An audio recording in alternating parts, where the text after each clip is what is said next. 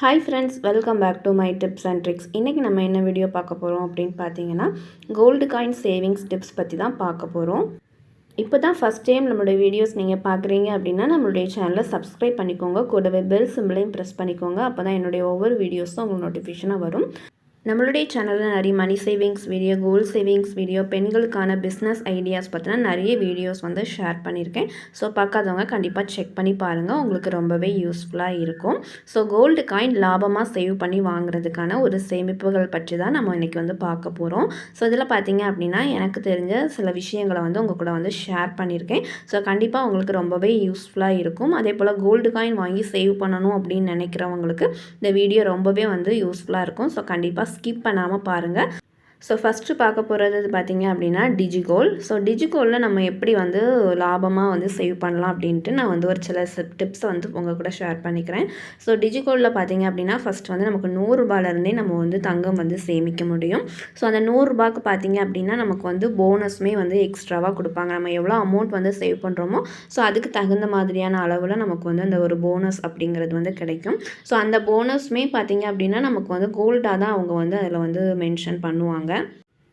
நீங்கள் டிஜிகோல்டில் நீங்கள் வந்து அமௌண்ட் சேவ் பண்ணி உங்களுக்கு சேர்ந்துருக்கிற அந்த கோல்டு கிராமுக்கு நீங்கள் வந்து நகையாக வாங்குறீங்க அப்படின்னா நீங்கள் வந்து மேக்கிங் சார்ஜ், அதுக்கப்புறம் வந்து வேஸ்டேஜ், ஸோ அந்த ரெண்டுமே வந்து பே பண்ணி வாங்குறது மாதிரி இருக்கும்.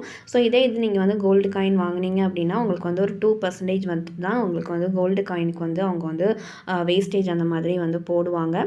ஸோ அப்படி இருக்கும்போது வந்து உங்களுக்கு அது வந்து கொஞ்சம் ஓரளவுக்கு லாபமாக இருக்கும். ஏன்னா நீங்கள் வந்து ஏற்கனவே நம்ம வந்து அமௌண்ட் வந்து போடும்போது ஸோ அந்த அமௌண்ட்டுக்கு தகுந்த மாதிரி நமக்கு வந்து போனஸ் வந்து கிடைக்கிது. ஸோ இப்போ பார்த்தீங்க அப்படின்னா போனஸ் வந்து ஃபஸ்ட்டு வந்து இந்த போத்தி ஸ்வர்ணமஹால் டிஜிகோல்டில் நீங்கள் போட்டிங்க அப்படின்னா ஃபஸ்ட்டு வந்து உங்களுக்கு வந்து 7% வந்து கொடுப்பாங்க. ஸோ நமக்கு பார்த்தீங்க அப்படின்னா கோல்டு காயின் வந்து 2% தான் வரும். அதாவது 7% வந்து அவங்க போனஸாக கொடுக்குறாங்க. பட் நமக்கு வந்து 2% தான் அந்த கோல்டு காயினுக்கு வந்து வேஸ்டேஜ் வந்து போகுது. ஸோ அப்படி இருக்கும்போது நமக்கு வந்து அது கொஞ்சம் ஓரளவுக்கு லாபமாக இருக்கும். இப்போ வந்து எக்ஸாம்பிள் பார்த்தீங்கன்னா ஒரு 100 ரூபாய்க்கு நீங்கள் வந்து கோல்டு வந்து பர்ச்சேஸ் பண்ணுறீங்க அப்படின்னா, அதாவது டிஜிகோல்டு கோல்டு மூலமாக நீங்கள் பர்ச்சேஸ் பண்ணும்போது உங்களுக்கு 100 ரூபாய்க்கு பார்த்தீங்க அப்படின்னா ஒரு போனஸாக வந்து ஒரு 7 ரூபாய் கிடைக்குது. ஸோ அந்த 7 ரூபாயில் உங்களுக்கு அந்த 2% வேஸ்டேஜ் போகும்போது உங்களுக்கு வந்து 5 ரூபாய் வந்து உங்களுக்கு வந்து லாபமாக தான் இருக்கும். அதாவது நான் எக்ஸாம்பிளுக்காக தான் சொல்கிறேன். ஸோ வந்து உங்களுக்கு லாபமாக தான் இருக்கும். ஸோ இந்த மெத்தடை நீங்கள் ஃபாலோ பண்ணி வாங்கும்போது உங்களுக்கு வந்து அந்த 2% அந்த வேஸ்டேஜ் வந்து ரொம்ப பெரிய அளவில் வந்து இருக்காது.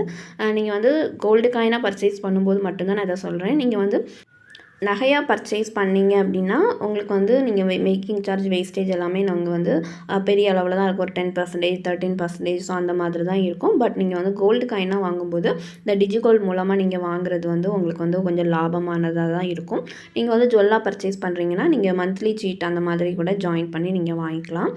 ஸோ அடுத்தது பார்த்தீங்கன்னா உண்டியல் சேமிப்பு. ஸோ அந்த உண்டியல் சேமிப்பில் பார்த்தீங்க அப்படின்னா நீங்கள் வந்து பெரிய அமௌண்ட்லாம் வந்து சேவ் பண்ணணும் அப்படின்ட்டு கிடையாது. ஒரு ரூபாய், 2 ரூபாய், குட்டி குட்டி காயின்ஸ் எல்லாமே நீங்கள் வந்து இதில் வந்து போட்டு சேவ் பண்ணலாம். 5 ரூபாய், 10 ரூபாய், ஸோ அந்த மாதிரி காயின்ஸ் மட்டுமே நீங்கள் வந்து இந்த உண்டியலில் வந்து சேவ் பண்ணலாம்.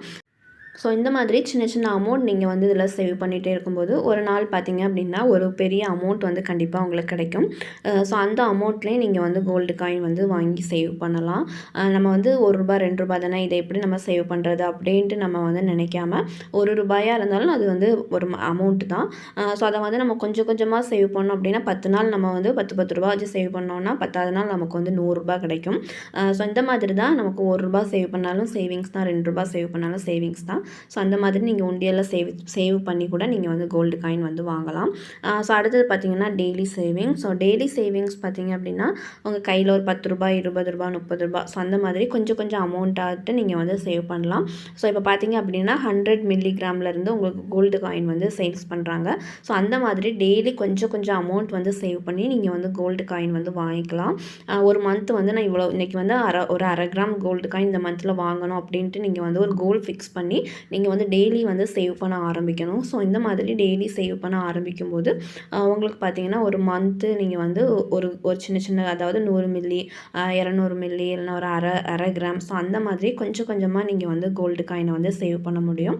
ஸோ டெய்லி வந்து உங்கள் கையில் என்னென்ன அமௌண்ட், அதாவது ஒரு 10 ரூபாயிலேருந்தே நீங்கள் வந்து இந்த டெய்லி சேவிங்ஸை வந்து ஸ்டார்ட் பண்ணலாம்.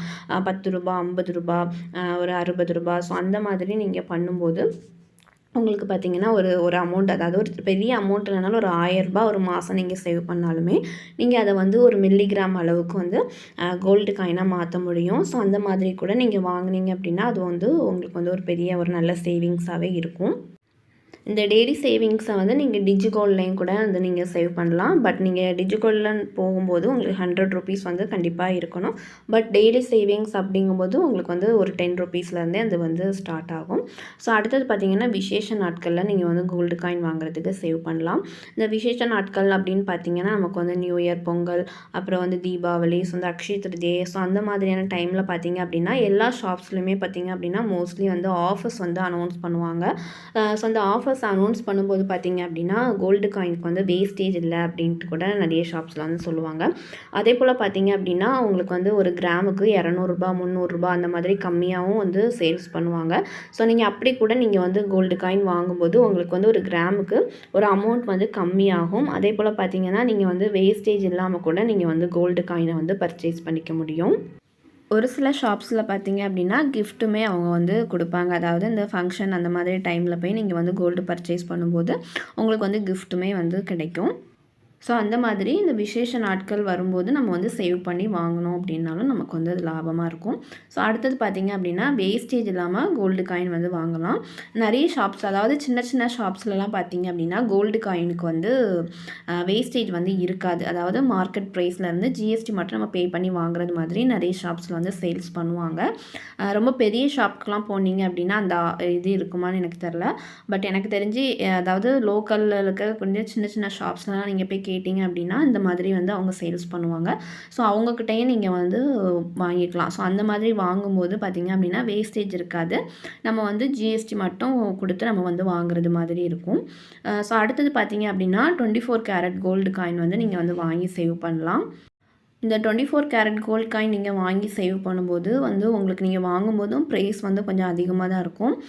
நீங்கள் வந்து ரொம்ப நாள் கழித்து நீங்கள் விற்கிறீங்க, பல வருஷங்கள் கழித்து நீங்கள் வந்து சேல்ஸ் பண்ணுறீங்க அப்படிங்கும்போது உங்களுக்கு வந்து அது வந்து ஒரு நல்ல லாபம் இருக்கும். அதாவது 22 கேரட்டை விட உங்களுக்கு வந்து அது வந்து அமௌண்ட்டும் வந்து நீங்கள் வாங்கும்போது அதிகமாக தான் இருக்கும். அதே போல் சேல்ஸ் பண்ணும்போதும் உங்களுக்கு வந்து அது அதிகமாக தான் இருக்கும். ஸோ இதில் வந்து இன்னொரு பாயிண்ட் என்னென்னா நம்ம வந்து கோல்டு காயின் வாங்கி நம்ம அதாவது இப்போ சின்ன பிள்ளைங்களை வச்சுருக்கவங்க வந்து பெண் குழந்தைகளை வச்சுருக்கவங்க கோல்டு காயின் வந்து வாங்கி சேவ் பண்ணுவாங்க.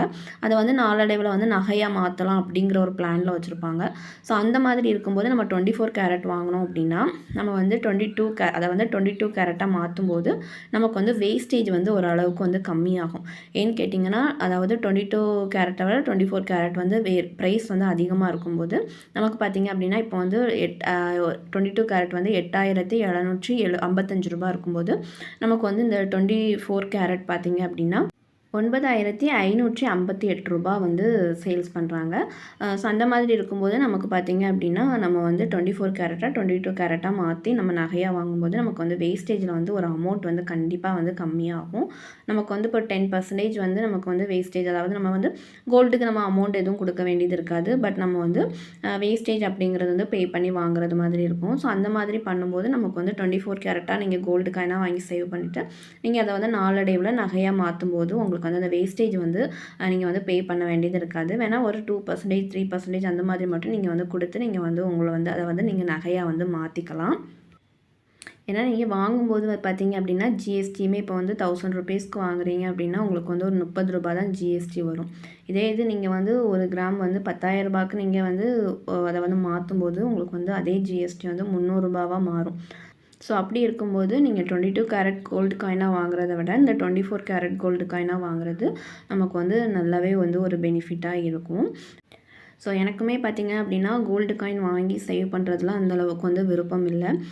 ஏன்னா நம்ம வந்து நகையாக நாளைக்கு மாற்றுறோம் அப்படின்னா 2 டைம் நமக்கு வந்து ஜிஎஸ்டி வந்து பே பண்ணுறது மாதிரி இருக்குது. அதாவது நம்ம வாங்கும்போது நம்ம வந்து ஜிஎஸ்டி, அதாவது காயினாக வாங்கும்போதும் ஜிஎஸ்டி கொடுக்குறோம், அதுக்கப்புறம் வந்து நம்ம நகையாக மாற்றும்போதும் ஜிஎஸ்டி கொடுக்கணும் அப்படின்ட்டு ஒரு மைண்ட் எனக்கு முன்னாடி இருக்கும். பட் இப்போ வந்து இந்த 24 கேரட் நான் வந்து வாங்கி சேவ் பண்ணலாம் அப்படிங்கிற ஒரு ஐடியா எனக்கு இப்போதைக்கு இருக்குது. ஸோ கண்டிப்பாக வந்து இந்த அக்ஷய திருதியைக்கு நான் வந்து இது வரைக்கும் வாங்கினது இல்லை. அதே போல் நான் இந்த வருஷம் அக்ஷய திருதியைக்கு கண்டிப்பாக ஒரு கோல்டு காயின் வாங்கணும் அப்படின்ட்டு நினச்சிருக்கேன். ஸோ நான் வாங்கினேன் அப்படின்னா கண்டிப்பாக வந்து நான் உங்கள் கூட அதை வந்து ஷேர் பண்ணிக்குவேன். ஸோ இதில் பார்த்தீங்க அப்படின்னா எனக்கு தெரிஞ்ச ஒரு சில டிப்ஸை வந்து நான் வந்து உங்கள் கூட வந்து ஷேர் பண்ணியிருக்கேன். ஸோ கண்டிப்பாக வந்து இந்த டிப்ஸ் வந்து உங்களுக்கு ரொம்பவே யூஸ்ஃபுல்லாக இருக்கும்னு நினைக்கிறேன். ஸோ அதே போல் பார்த்தீங்கன்னா உங்களுக்கும் ஏதாவது கோல்டு காயின்ஸ் சேவிங்ஸ் பற்றின டிப்ஸ் தெரிஞ்சிச்சு அப்படின்னா கமெண்ட் பண்ணுங்கள். ஸோ இன்றைக்குள்ள வீடியோவில் கோல்டு காயின்ஸை வந்து எப்படி லாபமாக வாங்கி சேவ் பண்ணுறது அப்படிங்கிறத பற்றி பார்த்தோம். ஸோ இந்த வீடியோ உங்களுக்கு பிடிக்கும்னு நினைக்கிறேன். இந்த வீடியோ உங்களுக்கு பிடிச்சிருந்து அப்படின்னா லைக் பண்ணுங்கள், ஷேர் பண்ணுங்கள். இதே போல் யூஸ்ஃபுல்லான வீடியோஸ்க்கு நம்மளுடைய சேனலை சப்ஸ்கிரைப் பண்ணிக்கோங்க. தேங்க்ஸ் ஃபார் வாட்சிங். தேங்க்யூ.